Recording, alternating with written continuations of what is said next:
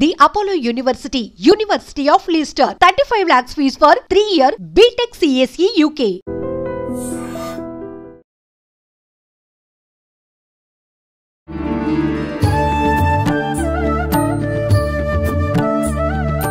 నమస్కారం, welcome to I dream. ధర్మ మార్గం విత్ విజిత కార్యక్రమానికి స్వాగతం. ప్రస్తుతం మనతో పాటు ఉన్నారు ప్రముఖులు శివరుద్ర సాధువు గారు. ఇప్పుడు వారితో మాట్లాడి మరిన్ని మంచి విషయాలు అడిగి తెలుసుకుందాం. నమస్తే అండి. నమస్కారం అమ్మా. గురుగారు, ఈ మధ్య కాలంలో మనం వింటూ ఉన్నాం, మామూలుగా మన దేవతారాధన చేస్తూ ఉంటాము, కానీ చేసినప్పటికీ దేవతల కన్నా కూడా పితృదేవత ఆరాధన అంటే మనం పూజలు చేయడం, కొబ్బరికాయలు కొట్టడం, ఈ రకమైన ఆరాధన కాదు కానివ్వండి, వాళ్ళకి ఏదో ఒక కృతజ్ఞత తెలుపుకోవడము, వాళ్ళని నిర్లక్ష్యం చేయకుండా ఉంటే దేవతలకు మించి పితృదేవతల అనుగ్రహం ఉంటుంది, అది చాలా మంచిది ఉండాలి అని. మరి వాళ్ళకు కృతజ్ఞత తెలుపుకోవాలి అని అంటే ఖచ్చితంగా వాళ్ళకి సంబంధించిన తిథులు, ఆ డేట్లు అవన్నీ చూసుకోవాలి. అవన్నీ మాకు గుర్తులేవండి అనుకునే వాళ్ళు, అరే ఎట్లా మేము దానివల్ల ఇబ్బంది పడుతున్నాం అనుకుంటారు. పితృదేవతలకి మనం ఏ రకంగా కృతజ్ఞతలు తెలుపుకోవచ్చు, వాళ్ళకి కృతజ్ఞతలు తెలుపుకోకపోతే పితృశాపాలు అని చెప్పి వస్తున్నాయని చెప్పి అంటున్నారు. నిజంగా ఈ పితృశాపాలు ఉన్నాయా? ఉంటే వాటి నుంచి ఎలా బయటపడవచ్చో వివరించండి. అంటే మీరు అడిగిన ప్రశ్న ఏంటంటమ్మా, అంతరార్థమైన ప్రశ్న. ఇప్పుడు ప్రజెంట్ మన కలియుగంలో ఈ విలువలు లేకుండా బ్రతుకుతున్న కొందరు, లక్షలకి పరిగెత్తి ఉద్యోగాల రీత్యా ఎక్కడెక్కడో సెటిల్డ్ అయిన వాళ్ళకి ఇది చాలా వివరంగా వర్తిస్తుంది. చూడమ్మా, పూటకు గతి లేని ఇంట్లో కూడా కుటుంబం ఉంటే దానికి ఉన్నంత విలువ ఎక్కడ రాదు. కుటుంబాలన్నింటినీ మనం కోల్పోయి ఉన్నాం. ఇప్పుడు భార్యాభర్తలు, పిల్లలు ఇద్దరే ఉంటారు, తర్వాత ఉద్యోగాలకు వెళ్తారు, వాళ్ళు చిన్న చిన్న కుటుంబాలు, ఉమ్మడి కుటుంబాలు కోల్పోయారు. మీరు అడిగిన విషయ వివరణలో కృతజ్ఞత అంటే మీ ప్రశ్నలో ఏంటంటమ్మా, పెద్దవాళ్ళకి మనం కృతజ్ఞత ఈ 15 రోజుల్లో ఎందుకు ఇవ్వాలి? ఇప్పుడు కృతజ్ఞతలు బ్రతుకున్నప్పుడు మన వాళ్ళు ఎందుకు ఇవ్వలేదు?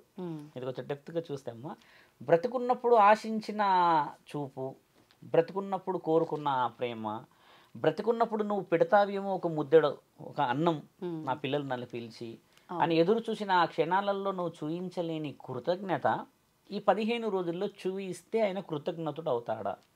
ఇది చాలా వివరంగా పోవాల్సిన ప్రశ్న. అవునండి. పితృదేవతల శాపం ఎవరికి తగులుతుంది?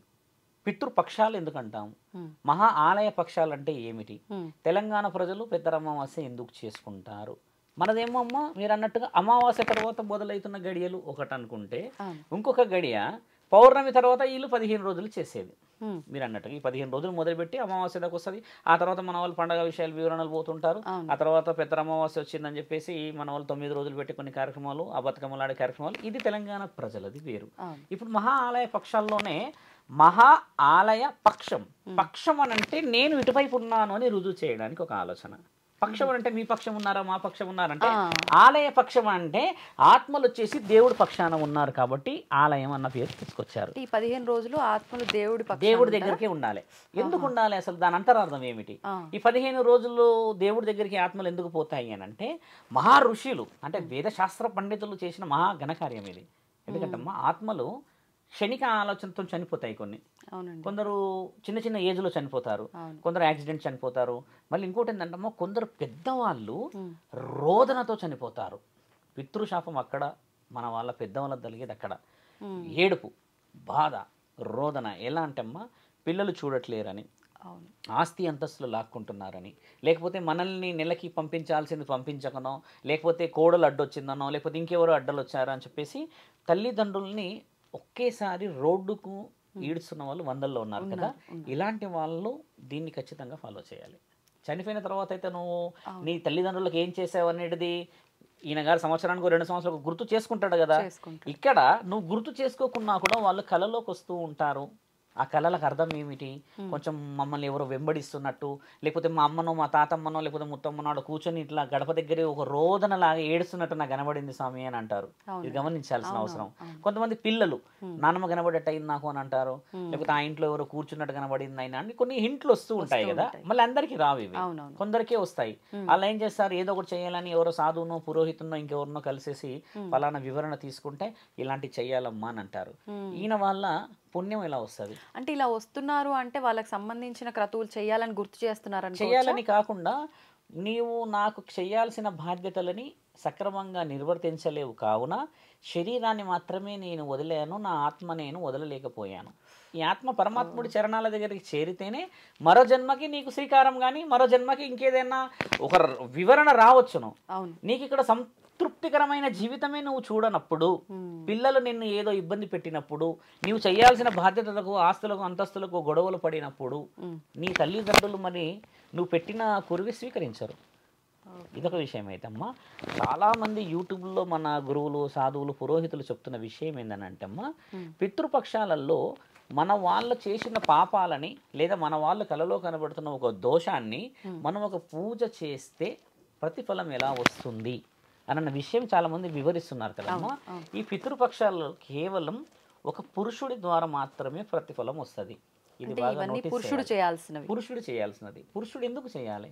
ఇప్పుడు పితృపక్షం అని అంటే అమ్మ, పితృవులకి మనం ఇచ్చే, ఇందాక వివరించా గుడి గోపురం ఎలా ఉంటుందని, ఒక ఆత్మ శాంతించడానికి ఒక పురుషుడే ఎందుకు కొరివి పెట్టాలి? ఇది మన వాళ్ళకి తెలియాల్సిన విషయం. చాలా మంది ఇప్పుడు 2 తల్లిలు ఉన్నారమ్మా, 2 బిడ్డలే ఉంటారు.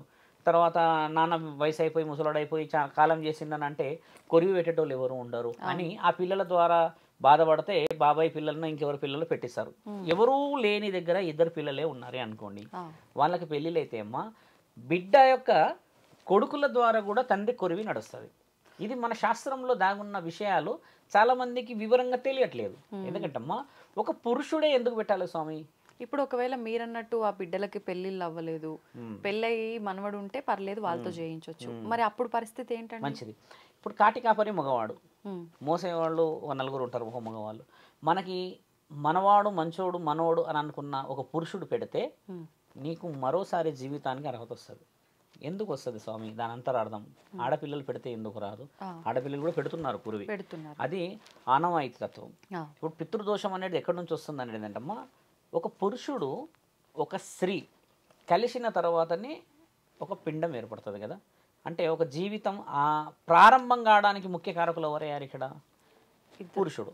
స్త్రీ పురుషుడమ్మ. ఇప్పుడు మామిడి విత్తనం తీసుకొచ్చి పెట్టాను అనుకో తల్లి, మామిడి విత్తనం నేను ఎక్కడ పెడతాను? ఒక భూమి బాగున్న చోట, అది బాగా రాగలుగుతుంది చెట్టు అన్న దగ్గర దాన్ని అంతా చూసుకొని పెడతాను కదా. అక్కడ పెట్టేటప్పుడు మామిడి విత్తనం ఒకవేళ చెట్టు రాగలుగుతుంది అన్న దగ్గర మాత్రమే పెడతాం కదా. అలాగా పురుషుడు ఒక విత్తనం లాంటి వాడు. బాగా గమనించాల్సిన ప్రశ్న, పితృదేవతల యొక్క దోషము మన దగ్గర ఎందుకు ఇంకా అలా బలంగా పాతుకపోయి పరిష్కారాలు దొరుకుతలేవు స్వామి అని అన్న విషయానికి ఏంటంటమ్మా, ఒక పురుషుడు మాత్రమే ఎందుకు చెయ్యాలి అని అంటే, పురుషుడు పెడితే ఒక పితృపక్షానికి అర్థము ఆయన మరో జన్మకి అవకాశము దొరుకుతుంది. ఎందుకంటే పురుషుడి ద్వారానే ప్రత్యుత్పత్తి వ్యవస్థ అభివృద్ధిలోకి వచ్చింది. స్త్రీ పాత్ర ఏంది ఇక్కడ? ఇప్పుడు మనం అక్కడ స్త్రీని తక్కువ చేసినట్టు కాకుండా, స్త్రీ పురుషుడు కేవలమైన వీర్యశక్తిని మాత్రమే ఇస్తాడు, కానీ ఈవిడ వచ్చేసేసి ఒక జీవిత కణాన్ని మొత్తం 9 నెలలు గర్భాన్ని మోసి రక్తపు మాంసపు ముద్దలన్నీ బిడ్డకు సిద్ధం చేసేలాగా ఉంటుంది. అంటే పురుషుడి పాత్ర కేవలం వెలిగించడమే, కానీ ఆ వెలుగుని అందించడం మాత్రం స్త్రీ పాత్ర. అందుకే స్త్రీలు ఏడుస్తారు. మీరు గమనించాల్సిన ప్రశ్న, ఒక చావు తీసినప్పుడు ఎంత బాధ గట్టి గట్టి గట్టి ఎందుకు ఏడుస్తారంటే, తల్లిదండ్రుల యొక్క రక్తంతో పురుషుడు ఇచ్చిన వీర్యంతో 9 నెలల రక్తస్రవమే పుట్టిన కొడుకు. ఇది ఆమె కొట్టుకొని ఏడుస్తుంది కదా, నా బిడ్డ నా బిడ్డ అని ఎందుకు ఏడుస్తుంది అంటే 9 నెలలు. ఇది తెలుసుకోవాలి చాలామంది యువకులకు తెలవాలి. ఇలా ఏమిచ్చావు అని అంటే 9 నెలల రక్తస్రవం ఆపేసిన తర్వాత ఆవిడ మాయా అని ఒకటి, బిడ్డ ఎంత బరువు ఉంటే అంత బరువు ఇంకోటి ఉంటుంది.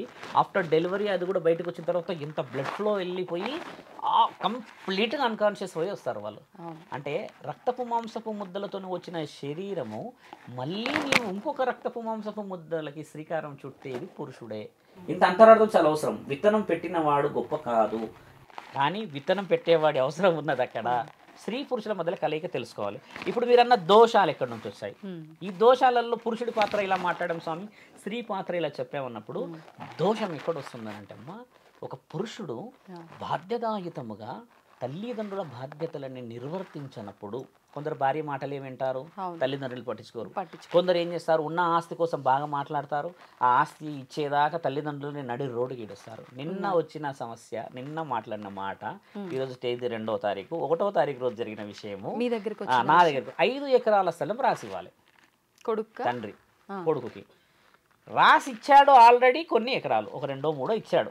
ఊర్లలో గతంలో చాలా మందికి ఉండేటి కదా, 10 సంఖ్యలో ఉండేటి. ఇంకా రాసి ఇవ్వాలి. నువ్వు రాసి ఇవ్వకపోతే నేను నిన్ను చంపేస్తా అని గొడ్డలు పట్టుకుని పంచాయతీలో నిల్చున్నాడు.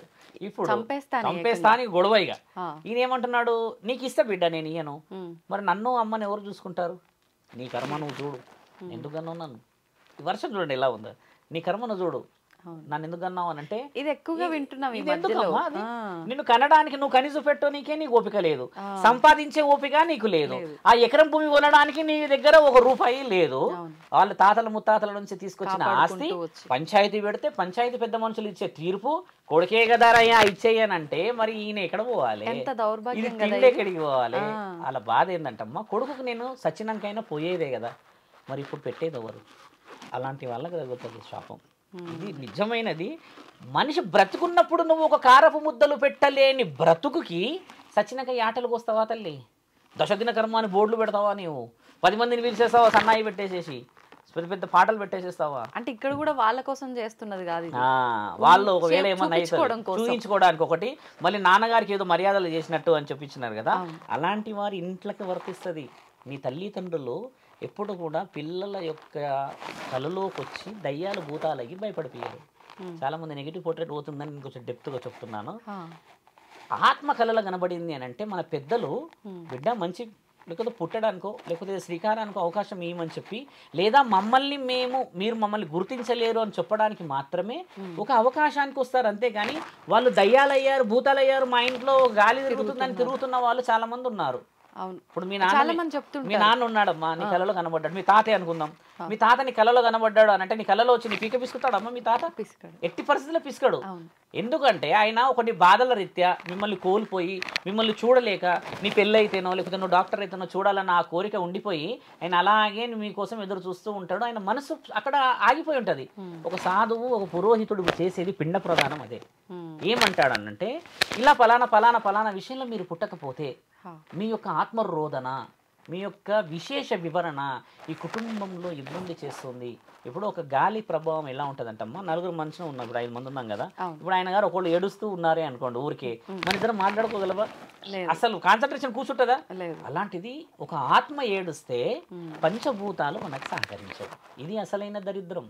ఎందుకంటే ఆత్మ ఎవరికి కనబడుతుంది తల్లి, నీకు నాకు కనబడదు, పంచభూతాలకు కనబడుతుంది కదా, పాములకి పశువులకి లేకపోతే ఉన్న అన్ని దేవాది దేవతలకు కనబడుతుంది కదా. దేవుళ్ళు పిలుస్తేనేమో ఆయన పోడు, ఎందుకంటే ఈయనకేమో మీరంతా ఇష్టం, మీరేమో ఆయనని పట్టించుకోరు, ఆయననేమో ఇంట్లో నుంచి బయటికి రాడు.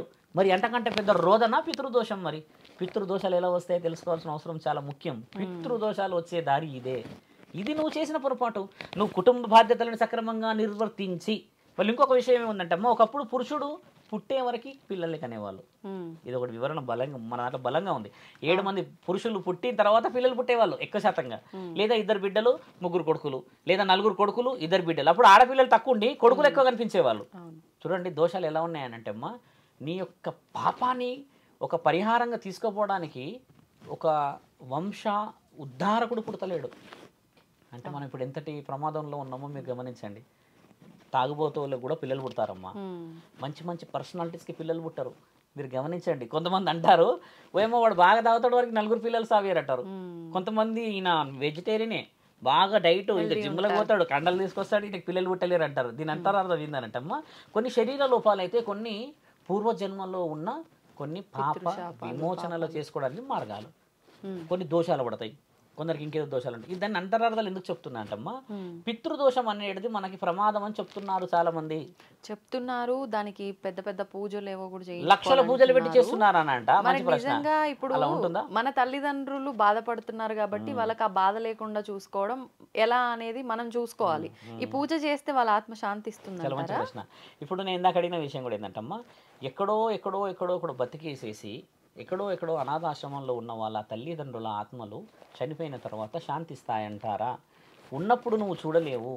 ఇప్పుడు నేను ఓపెన్గా చెప్పే విషయం కూడా ఏంటంటమ్మా, కొంతమంది అమ్మాయిలు ఉన్నారు, అబ్బాయిలు ఉన్నారు, లవ్ మ్యారేజ్ చేసేసుకొని కొంచెం కులమనో లేకపోతే పరపతనో అడ్డం వస్తుంది కదా, వాళ్ళందరూ ఏం చేస్తారంటమ్మా, ఈ తల్లిదండ్రులను దాపరికంగా కలుస్తారు.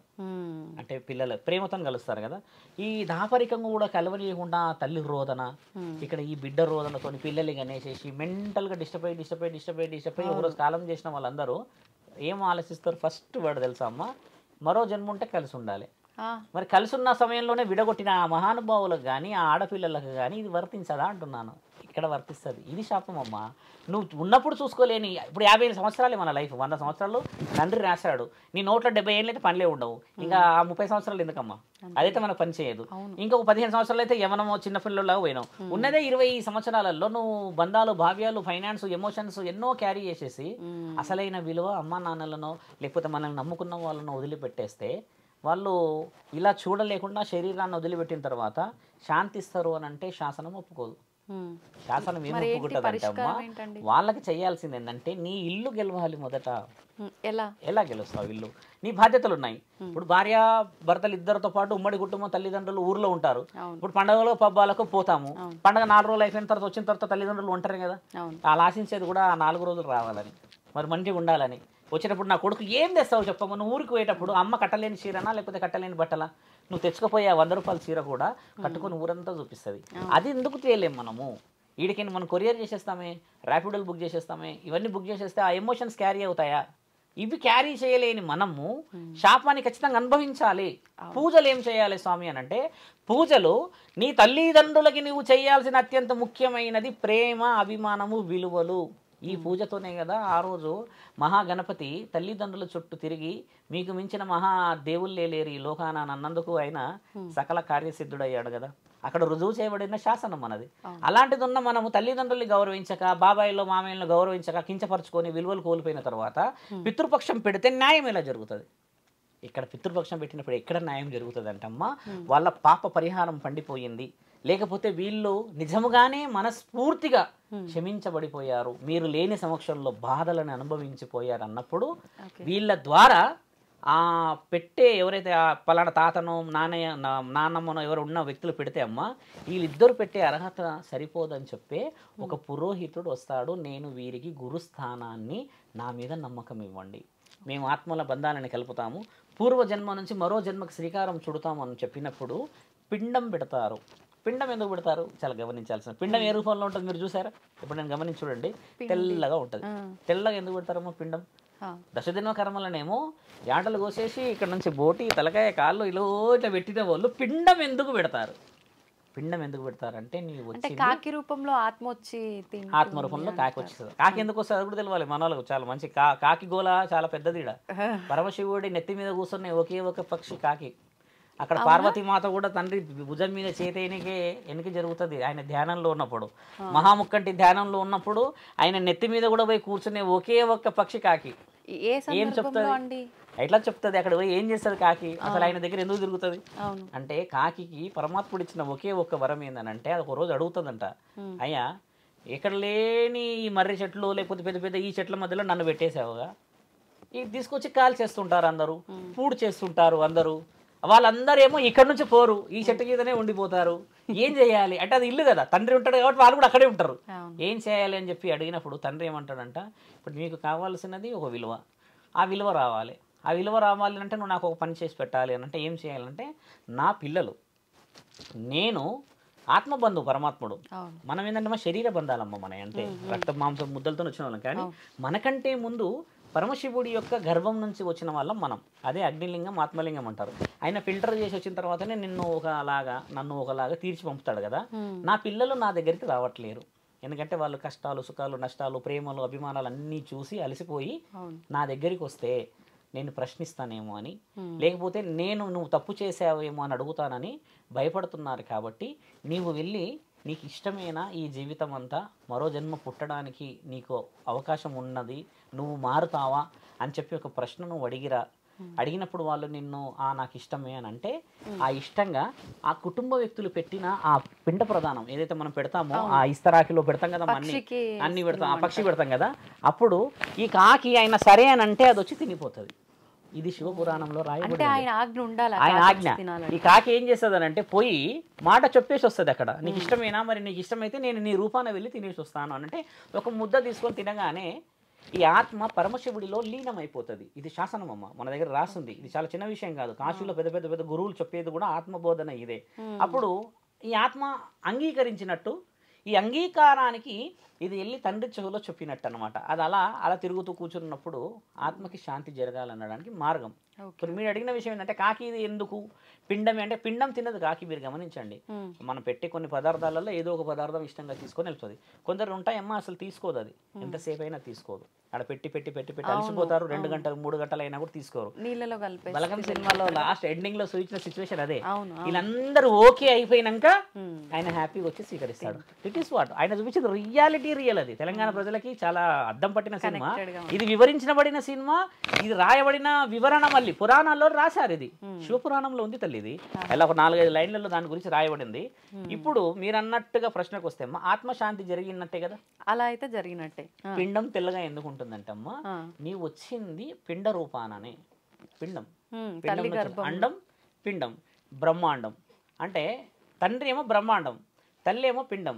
తండ్రి ఏమో ఇప్పుడు అండం పిండం కలిసిన తర్వాత బ్రహ్మాండాధికత ఎందుకంటే ఈయన ఇచ్చిన ఆత్మనే కదా నీకు. ఇప్పుడు ఇద్దరు కలయికలో కలిసింది. కలవక ముందుకు ఆత్మబంధువు ఎవరు? పరమశివుడైనా దేవుళ్ళైనా. అలా రావడం చేత బ్రతుకున్నన్ని కాలం శరీరంలో రుచి అవసరమమ్మా.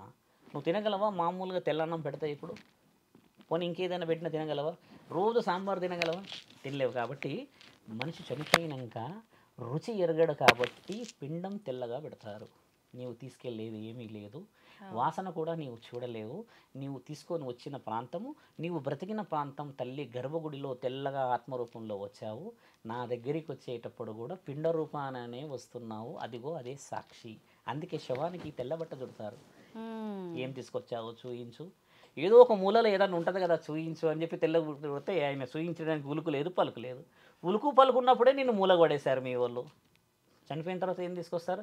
This is what. ఒక సాధువు ఏం చేస్తాడనంటే, ఒక పురోహితుడు ఏం చేస్తాడంటే, ఒక పౌరోహితుడు ఏం చేస్తాడనంటే, అబ్రబ్రహ్మలోకాలకి అధిపతి అయిన మీరు ఈ ఆత్మల శాంతి కావాలని చెప్పి వంశ ఉద్ధారకులని, వంశాన్ని మోయడానికని శరీర రూపం కానీ పురుష రూపానికి వీళ్ళందరికీ అందించవలేను, దానికి మేము సాక్షి అని చెప్పి పురోహితులు ఇచ్చిన మంత్ర ఉచ్చారణ అందుకుంటాడు పరమాత్ముడు. ఎందుకంటే యువర్ గ్యారంటీడ్ పర్సన్, నీకు సెక్యూరిటీ నేను, నా మాటనే వింటాడు. ఎందుకంటే నీకు చెప్పేవాళ్ళు వినకపోతే నా అవసరం ఎందుకు వచ్చింది? నీకు చెప్పేవాళ్ళు ఉండి రాకపోయేది కదా. ఇప్పుడు కోట్లు సంపాదించావు కానీ నీకు గురువు లేకపోతే ఒక పెద్ద వ్యక్తుల మాట లేదు కదమ్మా. ఇప్పుడు దైవశాసనాలు ఇవన్నీ చాలా ముఖ్యం. మీరు అన్న పితృపక్షాలు, మహాలయ పక్షాలు ఈ 15 రోజుల పని అయింది. ఇన్ని చెప్పారు స్వామి, ఎప్పుడైనా అవుతుంది కదా అంటే, ఈ 15 రోజుల పని ఏంటంటే అమ్మ, ఈడ మహాముక్కంటి 15 రోజులు పిల్లలను స్వీకరించడానికి కూర్చుంటాడు. కనీసం ఎప్పుడన్నా రండి నా దగ్గరికి, మీరు చనిపోయినప్పుడు రాలేరు. అంటే ఇలా శాంతించని ఆత్మలన్నిటికీ 15 రోజులు జగన్మాత వచ్చే సమయానికి నా పిల్లలని ఎప్పుడన్నా స్వీకరించయ్యా శంకర. కనీసం ఆ ఆత్మలు తిరగకుండా పొలిమెరలలో తిరిగి రోదనతో, బాధతో, దుఃఖముతో ఏడుస్తున్న వాళ్ళని దరి చేర్చుకోమనంటే తండ్రి అన్న మాట ఏంటంటే, అమ్మ ఇష్టంగా ఆ పిండాన్నన్నా స్వీకరిస్తేనే నేను నా పిల్లలని నాలో కలుపుకోగలను. ఎందుకంటే అనుమతి లేనిది ఆయన స్వీకరించలేడు. కాబట్టి ఆ పిండం పెడితే అక్కడ మీరు అన్నట్టు నీళ్ళల్లోనే పోతాయి. మరి నీళ్ళలో ఎందుకు పోతుంది ఇది కూడా తెలుసుకోవాలి చాలా మంది. నీళ్ళలో ఎందుకు వేస్తారు ఆ పిండం తీసుకుపోయి అంటే, ఒకప్పుడు మన దగ్గర హస్తికలు కలిపేది నీళ్ళల్లోనే ఉండేది. ఎందుకంటే ఒకప్పుడు కాల్చడమే ఉండే కదా, పూడ్చడం లేదు. పూడ్చడం ఎందుకు పూడుస్తున్నారంటే అమ్మ, అది ఒక జ్ఞాపకం.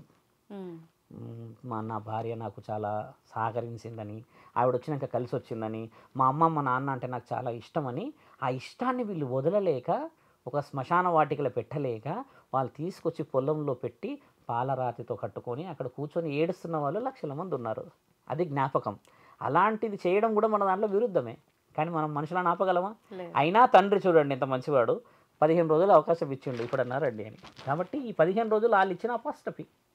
కాబట్టి మనం పెట్టాల్సినది ఏం చేయాల్సింది ఇప్పుడు మీకు అర్థమైంది అనుకుంటాను. ఇప్పుడు ఒకటండి, చాలా మంది చెప్తూ ఉంటారు, అంటే మన పితృదేవతలు, మనకు సంబంధించిన తాత ముత్తాతలు, మన ఫ్యామిలీకి సంబంధించిన వాళ్ళే కాదు, మన అనుకొని మనకు ఎవరైనా అంటే ఫ్రెండ్సే కావచ్చు, మన సర్కిల్లో ఎవరైనా చనిపోయిన వాళ్ళు ఉన్నా కూడా వాళ్ళ తరఫున కూడా మనం ఈ పితృపక్షాల్లో చేయొచ్చు అని చెప్పి వాస్తవమా? ముమ్మాటికి. ఎందుకంటే ఇందాక చెప్పిన ప్రశ్న కూడా అదేంటమ్మా, పురుషుడు ఎవరైనా చేయవచ్చు. నేను ఒక సాధువును కదా, అనాథ ఆశ్రమంలోకి వెళ్ళి ఎవరైనా చనిపోతే నేను కొరివి పెట్టినా అనుకో అమ్మ, వాళ్ళు 11 రోజుల తర్వాత వేరే ఏ తల్లి గర్భంలోనైనా పుట్టేస్తారు.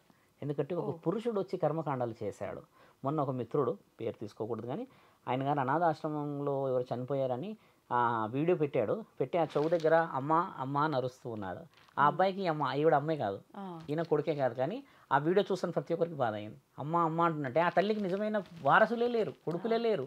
కానీ చూసారా ఈ అబ్బాయి రూపంలో పరమాత్ముడు ఒక అవగాహన పంపితే ఆవిడ ముమ్మాటికి నాకు చాలా హ్యాపీ అవుతుంది. నేను చాలాసార్లు చూసా వీడియో. అంటే అలా పరమాత్ముడు ఏంటంటే ఒక పురుషుడి అవసరం చాలా అవసరం కాబట్టి మరో జన్మకి శ్రీకారం. మీరు అన్నట్టుగా ఎవరైనా పెట్టవచ్చు. బిడ్డలే అన్న విషయం ఏంటంటమ్మా, ఇంకో విషయం ఏమిటంటుందంటమ్మా, బిడ్డల జీవితం నుంచి ఒకవేళ కురువి పెడితే ఆ తండ్రికి మళ్ళీ పుట్టక ఉండదు అని అంటారు. కానీ ఏ జీవి కూడా మళ్ళీ పుట్టకూడదని ఆశించాడు. ఖచ్చితంగా నీ పిల్లలని చూడాలను, మనవడి కావాలను, మనవరాలు కావాలని కోరిక ఉంటుంది ఖచ్చితంగా. మనం అంటాం పెద్ద పిల్లలు, మనం ఇప్పుడు మనమే అంటామమ్మా. నేను నా పిల్లలతో కూడా అంటాను, నేను మళ్ళీ ముసలోనైనాక అన్నం పెడతారా అని అడుగుతుంటా. ఏడుస్తుంటారు, నువ్వు ముసలోనే కావద్దు నాన్న అని పట్టుకొస్తారు. అంటే అది శరీరం, పిల్లల అవసరం చూస్తుంటారు. ఇప్పుడు కొంచెం కొంచెం తెల్లగా అయిపోయినాయి అంటే నేను అయిపోతా అంటే వాళ్ళు ఫీల్ ఎట్లా అవుతారంటే మా నాన్న ముసలోడు అయిపోతాడా అన్న ఫీల్కి వచ్చేస్తారు వాళ్ళు.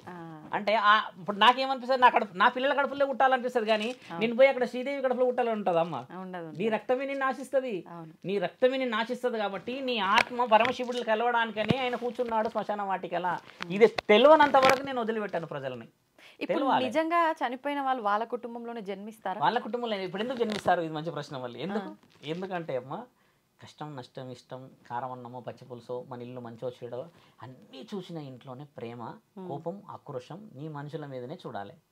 కంప్లీట్ వేరే ప్రపంచంలో నిన్ను యాక్సెప్ట్ చేయరు. ఎందుకంటే వాళ్ళ నియమాలు, వాళ్ళ ఆచారాలు, వాళ్ళ వంశ అంశ దేవి దేవత పూజ నియమ నిబంధనలు వేరు ఉంటాయి. నీవు ఒక అర్హత ఉండడం వల్లనే ఈ జీవితంలో ఉంటావు. కాబట్టి నీవు కొన్ని బాధ్యతలను కొన్ని రుణాలను ఇదే వంశంలో ఉంటాయి. కాబట్టి you have to fulfil it. అందుకే నిన్ను ఇక్కడ పుట్టిస్తారు. అంతేగాని సడన్గా ఈరోజు నేను మెగాస్టార్ అయిపోయినా ఇంకో దగ్గరికి వెళ్ళేసేసి నేను హితిక్ రోషన్ కావడానికి కుదరదు. నీ బాధ్యత ఏమిందమ్మా? నీ ఆత్మని ఎక్కడ ఫిల్టర్ చేశాడు తండ్రి? ఆయన గర్భంలో ఫిల్టర్ ఏం చేశాడంటే శివరుద్ర సాధువు ఒక సాధువు కావాలని, లేకపోతే ఒక ధర్మాన్ని కాపాడాలని ఇలాంటి చేసి అవపోసన చేసి ఆ తల్లి గర్భంలో వేసాడు నన్ను. ఆ బాధ్యత ఉంది నాకు అక్కడ. అంతేగాని తండ్రి అక్కడ మీరు అన్నట్టుగానే 4-5 విధాలుగా ఆలోచించుంటే 4-5 విధాలుగా మనకు కోరికలు ఉండేటివి. ఇప్పుడు ఒక చిన్న డౌట్ అండి, కొన్నిసార్లు ఇంట్లో ఫాదర్ చనిపోతుంటారు, చనిపోయిన తర్వాత అప్పటికే కోడలు గర్భంతో ఉండడము ఇలాంటివి చూస్తూ ఉంటాము. అయితే మళ్ళీ ఆమె డెలివరీ అవ్వగానే ఆయనే పుట్టిండు అన్నట్టుగా భావిస్తుంటారు. ఇంకొకటి ఏంటంటే కొన్ని నెలల తేడాతోటి కొన్ని రోజుల తేడాతోటి వీళ్ళ గర్భంలో నిజంగా జన్మిస్తారా? అలా జన్మిస్తారు అని చెప్పడానికి ముందు ఇంకొక విషయం ఏంటంటే మానవ జన్మ చాలా దుర్లభమైనది, అంత ఈజీగా రాదు. కొన్ని లక్షల జన్మలు తీసుకున్న తర్వాత మనం మోక్షం పొందే మార్గంలో వెళ్తున్నప్పుడు ఎన్నో పుణ్యాలు చేసుకుంటేనే ఆఖరణ మానవ జన్మ. మరి ఇప్పుడు వీళ్ళు ఈ జన్మ ఇక్కడికి ఎండ్ అయిపోయింది మానవ జన్మ, మళ్ళీ ఈ లక్షల జీవరాశులు అన్ని జన్మలు తీసుకున్న తర్వాత ఆఖరణ ఈ జన్మ అన్నప్పుడు ఇంత చిన్న గ్యాప్లో వీళ్ళ కడుపుని ఎలా పుడతారు వాళ్ళు? మళ్ళీ మంచి ప్రశ్న. సంఖ్యాశాస్త్రం మాట్లాడాలి, గణ గుణగణాల విషయం మాట్లాడితే, చరిత్ర అంతరార్థాల విషయ వివరణలు చెప్తే, పురాణ ఇతిహాసాల వివరణలు మాట్లాడితే, ఒక ఆత్మ మానవ శరీరం ఎత్తితే మానవ శరీరమే ఎత్తాలి. ఇంకా అంతే. 84 సార్ల ఈ ధర్మాన్ని నువ్వు ధర్మంగా ఒప్పుకునేంత వరకు పుట్టాలి. కొన్ని వంశాలు ఉంటాయి. మీరు ఇప్పుడు మీ వంశంలో చాలా మంచి వాళ్ళు అనుకుందాం, ఉత్తమమైన వాళ్ళు అనుకుందాం. మీ వంశంలోనే కొంచెం యారగెంట్గా ఉన్న వాళ్ళు వస్తారు. మీరు ఉత్తమమైన వాళ్ళు అయిపోయారు అనుకో అమ్మ, మీకు ఇదే వంశంలో అప్పర్ హ్యాండ్ ఉన్న మంచి బ్రతుకు పరమాత్ముడు ఇస్తాడు. ఎందుకంటే నీ వల్ల కొన్ని స్థాపించడం కొన్ని పాటించడం జరుగుతాయని. యారగెంట్గా ఎవరైతే ఉంటారమ్మా ఆయన గారు మళ్ళీ ఇదే దాంట్లో పుడతాడు. అట్లా పుట్టి పుట్టి పుట్టి పుట్టి పుట్టి ఒకరోజు ఆయన కూడా నేను ధర్మం వైపే ఉన్నాను అన్నంత వరకు పుట్టిస్తూనే ఉంటాడు. పరమాత్ముడు అంతిమ లక్ష్యం ఏంటంటమ్మా, మానవ శరీరం అంతా ధర్మం అనేది ధర్మంగా సుభిక్షంగా ఈ ఉన్న ప్రజలందరూ ఒకరినొకరు ఈర్ష్యాద్వేషాలు వదిలిపెట్టేంత వరకు నీకు మానవ జన్మ ఉంటుంది. దానికి రుజువు ఉందమ్మా. మళ్ళీ ఎలా పుడతారు స్వామి అని అన్నదానికి రుజువు కూడా ఉంది. మన దగ్గర గరుడ పురాణంలో రాయబడి ఉంది ఒక ఆత్మ ఎన్నిసార్లు పుడుతుంది అని. 84 సార్లు ఆత్మ జీవితాన్ని తీసుకుంటుంది. ఆడమగలాగా తీసుకోవచ్చు. ఒక అతను చెప్పాడు కదమ్మ మొన్న గుజరాత్లో, నేను ప్రీవియస్ జన్మలో ఆడదాన్ని ఈ జన్మలో మగవాడిని అని చెప్పాడు. మొన్న ఒక ఆర్టికల్ వచ్చింది. అది అట్లా ఉండదు. అట్లా ఎందుకు చెప్పిండు ఆయన అంటే ఆయన కొన్ని ఊహాజితమైన హింట్లు ఇచ్చాడు ఆయన. అది పేపర్ ఊరికే వస్తుందా అమ్మ? ఊరికి పేపర్ దాకా వస్తుందా? కొన్ని రిఫరెన్సెస్ కొన్ని ఆధారాలు తీసుకొని చేస్తారు కదా. అలా కొన్ని ఉండడం వల్ల ఏమవుతుందంటే అమ్మ, పూర్వజన్మలో నువ్వు బాధ్యతలను స్వీకరించడానికి ఉన్న ఆ తరుణంలోనే 84 సార్లు ఎందుకు పుట్టిస్తాడంటే, మనిషి 84 సార్ల కంటే ఎక్కువ ఒక జన్మకే వద్దనుకుంటున్నాం మనము 80 సార్లు ఆయన వాయిస్తాడు మనల్ని. ఆలోచించండి మీరు, బుద్ధి తెచ్చుకుంటావా భరిస్తావా? అంత మామూలుగా వాయించాడు. ఇప్పుడు ఎట్లా వాయిస్తాడు చూడండి, బీభత్సం సృష్టిస్తాడు. 85 సంవత్సరాలు 95 సంవత్సరాల మనుషులు ఉన్నారా అమ్మా ఇప్పుడు? 60 ఏళ్ళలోడు ఇప్పుడు వాడు మళ్ళీ రిటర్న్ వస్తాడో తెలియదు బయటికి పోతే. అంత వ్యవహారం ఉన్నప్పుడు ఆయన వ్యూహం తెలిసినంత వరకు మనం అది కాదు, మళ్ళీ మళ్ళీ పుడతాము, ఆ బాధ్యతలు మనకు అవసరము. పుట్టరా ఒకటేసారి ఎన్నో జన్మల పుణ్యఫలం అనడానికి లేదు. ఎన్నో జన్మల ఆలోచన చేసిన తర్వాతనే నీకు మానవ జన్మిస్తాడు. మనందరం రామాయణంలో కూడా ఉంటాం, మనందరం ద్వాపరయుగంలో కూడా ఉన్నాము. అంటే మనందరం ఉన్నామా స్వామి అని అంటే పుణ్యం చేసిన వాళ్ళందరూ ఉన్నారు ఆ రోజుల్లో, పాపం చేసిన వాళ్ళందరూ ఇంకా పరమాత్ముడు ఇంకా ఎంచుతూనే ఉంటాడు కదా. కొంతమంది అమ్మ 11-12 years చనిపోతారు, కొంతమంది 95-96 years వరకు చావరు, చనిపోతున్నారు కదా. ఎందుకు చనిపోతున్నారంటే అమ్మ వాళ్ళ యొక్క జన్మ అక్కడ ఒక రహస్యంగా కొన్ని వివరాలు రాయబడి ఉంటాయి, అంటే నేను చెప్పలేను. కానీ ఇప్పుడు ఈయన 12వ ఏటనో 13వ ఏటలో చనిపోవాలంటమ్మా, గత జన్మలో నీ బాధ్యత ఒకవేళ 60 సంవత్సరాలు ఉన్నదనుకోమ్మా, 74వ ఏటకి ఈ బాధ్యత తీరుతుందంటే ఆ బాధ్యత కళ్ళారా చూడడానికి ఉంటాడు ఈయన, అంతే. ఈయన బాధ్యత అదే. తర్వాత ఈయన కాలం చేసేసి మళ్ళీ పుడతాడు. ఆ 14 సంవత్సరాలు బ్యాలెన్స్ జీవితాన్ని ఆయన అనుభవించక తప్పదు. కొంతమంది తల్లులు ఎంత బాధపడతారు మరి చిన్నప్పుడు. అదే నెంబర్ ఆఫ్ కాల్స్ వస్తాయి, వాళ్ళు చెప్పడం బాగోదు. అలా ఎందుకు వస్తాయి అని అంటమ్మా, గత జన్మ రహస్యాలు చాలా వివరంగా రాయబడిన శాస్త్రమే సంఖ్యాశాస్త్రం. నేను అని మాట్లాడుతుంది రుజువుతోనే. ఇటు కూర్చున్నాం కదా అని ప్రజలని మభ్యపెట్టడం చెప్పకూడదు, వాళ్ళకి ఇవన్నీ తెలియాలి. పురాణాలు చదువుతున్నారా అమ్మ ఈరోజు ఎవరన్నా? చదవట్లేదు. ఎక్కడో కొంత పెద్ద మనుషులే అంటే పురాణాలు ఇతిహాసాలు చదువుతున్నారు ఎవరు తెలుసా అమ్మ? మీరు మళ్ళీ గుండెల మీద చేతులు వేసుకోవాలి. పనులు లేని వాళ్ళు, తర్వాత ఓపిక లేని వాళ్ళు చదువుతున్నారు. యవనంగా ఉన్న వాళ్ళు, వెరీ హెల్దీ ఉన్న వాళ్ళు చదవాలి అని అంటాను నేను. రామకోటి రాస్తారా మీరు? రాయరు. రామకోటి ఎవరు రాస్తారు తెలుసా అమ్మ? ఓపిక లేని వాళ్ళు పెన్ను పట్టుకొని కూర్చుంటారు, ఎందుకంటే పుణ్యం సంపాదించాలి అని. ఆ సమయంలో రామకోటి రాసి కనీసం అప్పుడన్నా పుణ్యం వస్తే చనిపోతారని. నేను అనేది ఏంటంటే అమ్మ, 5-6 సంవత్సరాల నుంచి రాముడు, తర్వాత దేవుళ్ళు వీళ్ళందరూ గొప్పతనం తెలుసుకుంటే 50-60 సంవత్సరాలకి నువ్వు కొన్ని వందల తరాలకి ఎంతటి నిదర్శనం అయి ఉంటావు. ఇది వచ్చినది మారాలనేది మా ముఖ్యమైన తాపత్రయం. కాబట్టి మహా ఆలయ పక్షాల వివరణ తెలుసుకోవాలి. తెలంగాణ ప్రజలు కూడా అమ్మ ఇప్పుడు 9 రోజులు చేస్తారు. ఈ 15 రోజులు ఆచరించని వాళ్ళు పెద్దరమాస రోజు అంటే ఇక్కడ వ్యత్యాసం ఎలా వచ్చిందంటమ్మా, ఆంధ్ర ప్రజలు ఎక్కువ పాటిస్తారు ఇది, తెలంగాణ ప్రజలు పెద్దరమావాస్య అనగానే గతం మొదలు పెడతారు. కానీ మనం మీరన్నట్టు చేయాల్సిన పద్ధతి అంతా పిండ రూపంలో చేయాలి చనిపోయిన వాళ్ళకు. కానీ అంటే అంతటా పిండ రూపాన చేసేది కూడా ఎలా అంటే అమ్మా, చాలా మంచి ప్రశ్న అన్న తల్లి. అవసరం పిండ రూపాన అవసరం లేదు. ఇప్పుడు పిండ రూపం అనేది నువ్వు ఎప్పుడు చేయాలంటమ్మా, ఆత్మఘోష వినబడుతుంది. ఆత్మఘోష భయానకంగా కనబడుతుంది. పనులు కావు, స్థలం కొనాలంటే కాదు, ఇల్లు కొనాలంటే కాదు, పిల్లల ఆరోగ్యాలు కింద పడుతుంటారు కదా, ఆ ఘోష చెప్పే పురోహితుడి మీద ఉంటుంది. అప్పుడు ఆ ప్రధానమైన చేసేది వేరుంటుంది.